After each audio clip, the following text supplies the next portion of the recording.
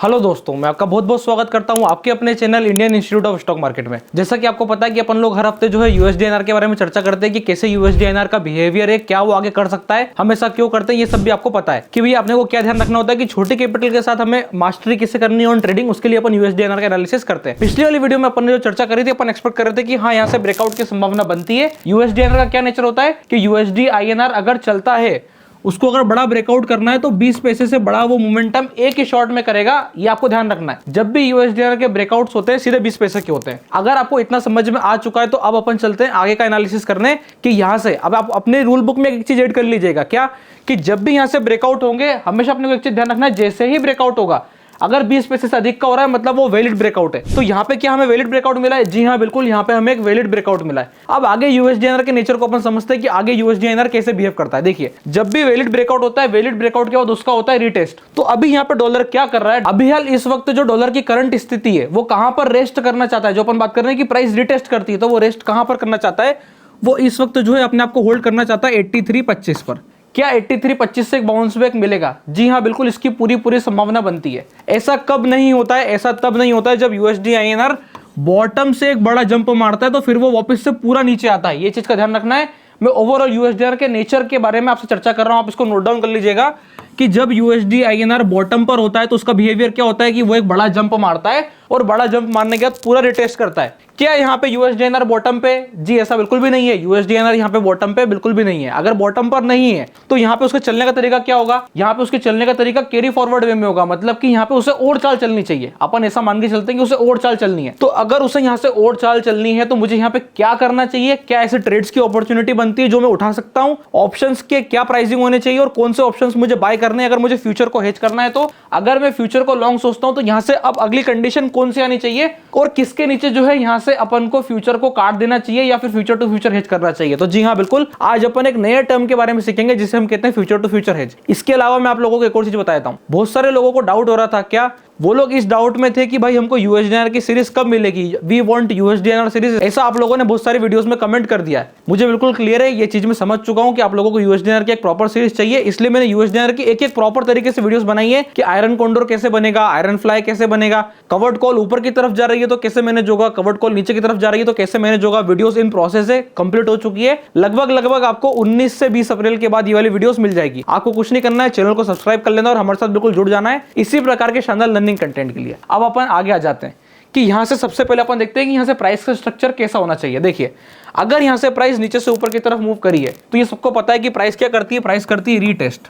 अगर price retest करती है तो रीटेस्ट के सिनेरियो में क्या होता है कि प्राइस नीचे भी जा सकती है, प्राइस विक बनाती है। तो जी हां, बिल्कुल, आपको यहां पे क्या करना है? आपको यहां पे वेट करना है कि प्राइस अगर नीचे की तरफ आके एक विक बना लेती है तो आप समझ जाना कि वो रिटेस्ट उसने कंप्लीट कर लिया है।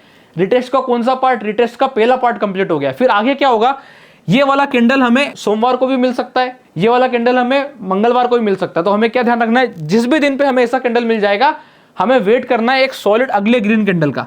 अगर हमें जैसे ही ग्रीन कैंडल मिलता है आपको पता चल गया कि अब आपको क्या करना है। आपके पास फिर से फ्यूचर्स की एंट्री आ चुकी है विद स्पेसिफिक स्टॉप लॉस, जहां पे हम अब की बार क्या सीख रहे हैं?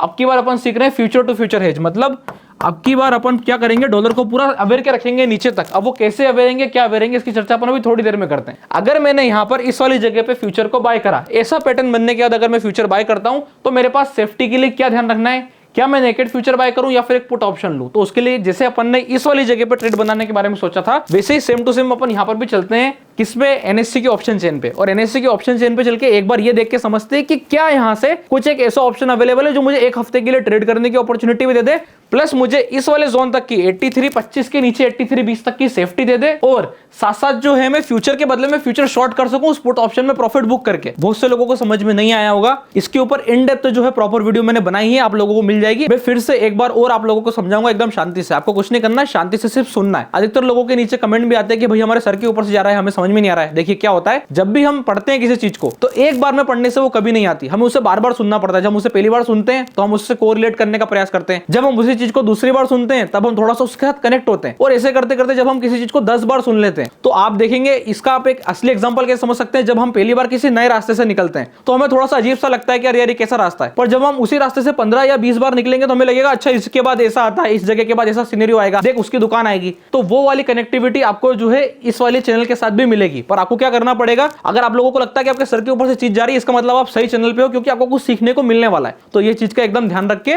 पढ़ते चलें। अब यहां से अपन चेक करते हैं एक बार कि यूएसडीआर के ऑप्शंस क्या प्राइस कर रहे हैं। अपन आ गए यहां पर एनएससी के ऑप्शन चेन पे 5 अप्रैल की एक्सपायरी। अब 5 अप्रैल की एक्सपायरी, तो हमें क्या वेट करना है, हमें वेट करना है यहाँ पे पी खरीदने का। फिर से मैं बता रहा हूं, कोई सी शॉर्ट नहीं करनी है। क्यों, ये मैंने पिछले वाली वीडियो में बोला था, क्यों सी शॉर्ट नहीं करनी, क्योंकि हम मार्केट को ऊपर की तरफ तेजी से खींचता देखते हैं। अब जब हम किसी चीज को तेजी से ऊपर की तरफ खींचता देखते हैं तो कॉल ऑप्शन शॉर्ट करनी क्यों है, थोड़ा सा पेशेंस के साथ वेट करेंगे तो शायद तक हमें वो कॉल ऑप्शन या तो ऊंचे रेट पे बेचने का मौका मिले, या फिर हम बाद में कवर्ड कॉल में एंट्री करें तब हम कॉल बेचें। अभी हाल हमारा मोटिव क्या है, अभी हाल जो अपना मोटिव है वो ऐसा है कि प्राइस को अपने को होल्ड ऑन देना है और ऊपर की तरफ तेजी से मूव ऑन देना है। पर जब प्राइस होल्ड होगी तो हमारे मन में फियर नहीं होना चाहिए कि मार्केट नीचे गिर गया। तो अगर हम ऐसा सोच करके डर के ट्रेड करेंगे तो उस डर को खत्म करने के लिए, जो अपने मन में एक डर आता है जब हम फ्यूचर्स को बाय करते हैं, भाई अपन ने 50 क्वांटिटी ले ली, 100 क्वांटिटी ले ली, 100 लॉट ले ली है। अब क्या होता है कि 100 लॉट अगर 10 पैसे से नीचे से रखते हैं, अपने को दिखाई देता है 10,000 का नुकसान हो रहा है। तो वो 10,000 के नुकसान को अपने को एकदम काउंटर करने के लिए, अपने को पैनिक सिचुएशन ना क्रिएट हो, मार्केट एकदम कल नीचे खुल जाए, ऐसी कुछ सिचुएशन बनती है, तो उसको काउंटर करने के लिए अपन क्या करते हैं, एक अच्छी सी पुट ऑप्शन देखते हैं जिसको हम साथ साथ फ्यूचर की हेजिंग के लिए बाय करेंगे, और अगर मार्केट में बड़ा मोमेंटम बनेगा तो हम नेट नेट प्लस बना लेंगे। तो वो जो ऑप्शन निकल करके आता है करंट सिचुएशन में, वो दिखाई देता है 83 37.5 का, लगभग 8 साढ़े 8 पैसे के आसपास आता है। और दूसरा जो ऑप्शन निकल के आता है वो आता है 83 25 का। अब यहाँ पे अपने पास दो सिनेरियो हैं। अगर हम मार्केट को बहुत तेज ऊपर चलता देखते हैं और हमको सेफ्टी ज्यादा चाहिए तो अपन क्या करेंगे, 83 37.5 का ऑप्शन खरीदेंगे। अब मैं दोनों का रेट लिख देता हूं एक बार। 83 37.5 का जो रेट है ऊपर उसको मान के चलते हैं 9 पैसे का, ठीक है। ये किसका रेट आ गया, 83 37.5 का, ठीक।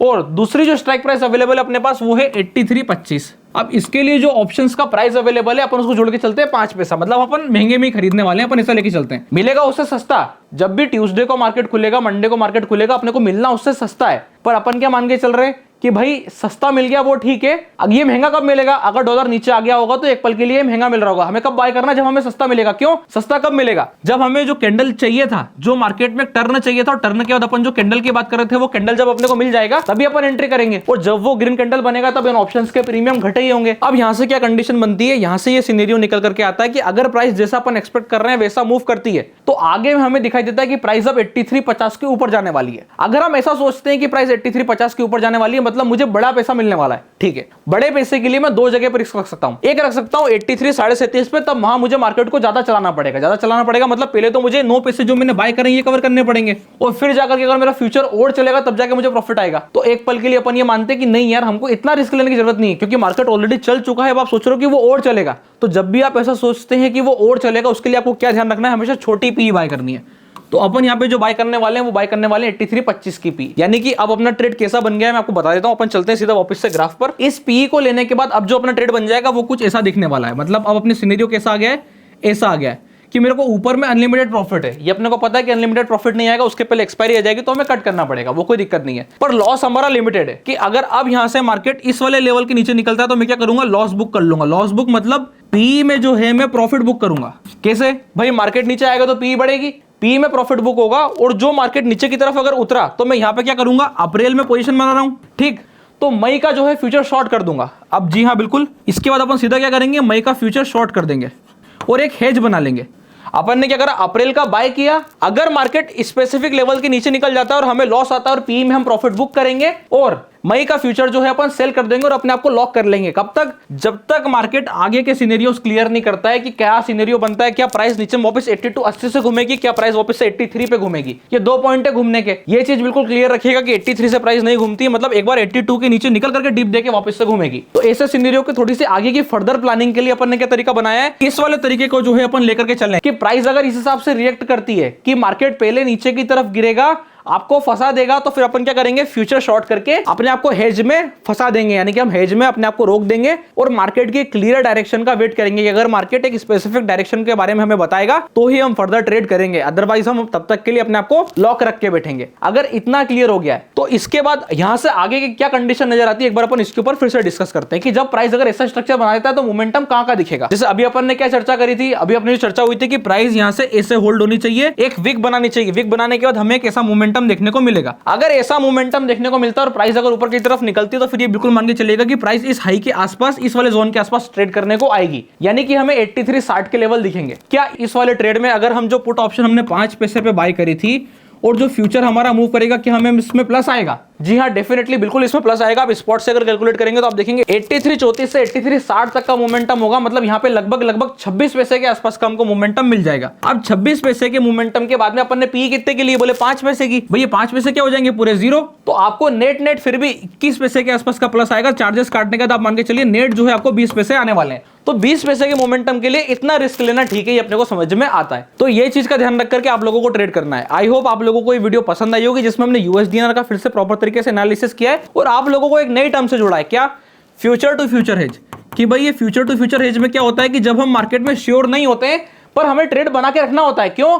क्योंकि हमें ध्यान रखना है कि मार्केट कभी ना कभी घूम के वापस से मोमेंटम देगा, ऐसा हम सोचते हैं, तब हम जाके क्या करते हैं, फ्यूचर टू फ्यूचर हेज करते हैं। इसके ऊपर इन डेप्थ वीडियो आपको आने वाले समय में मिल जाएगी। मैंने प्रॉपर एक सीरीज बनाई है, तो फ्यूचर टू फ्यूचर हेज क्या होता है ये भी उस वाली सीरीज में मैंने इंक्लूड कर दिया है। तो कैसे वर्किंग होती है, क्या तरीका होता है, वो सब कुछ आपको प्रॉपर तरीके से मिल जाएगा। ये चीज यूरो आईएनआर, जीबीपी आईएनआर और जेपीवाई आईएनआर पे भी बहुत अच्छे तरीके से वर्क करती है, तो मैंने उसका भी ध्यान रख करके वीडियो बनाई है। अगर आप लोगों ने अभी तक हमारे चैनल को सब्सक्राइब नहीं किया तो फटाक से चैनल को सब्सक्राइब कर लो। इसी प्रकार के शानदार लर्निंग कंटेंट आपको फ्री ऑफ कॉस्ट इस वाले चैनल पर मिलते रहेंगे। अगर आपने इसके अलावा अभी तक अपना डीमेट अकाउंट नहीं खुलवाया तो डिस्क्रिप्शन के नीचे लिंक मिल जाएगा, आप जाके अपना डीमेट अकाउंट ओपन करा सकते हैं। तब तक के लिए बहुत बहुत धन्यवाद।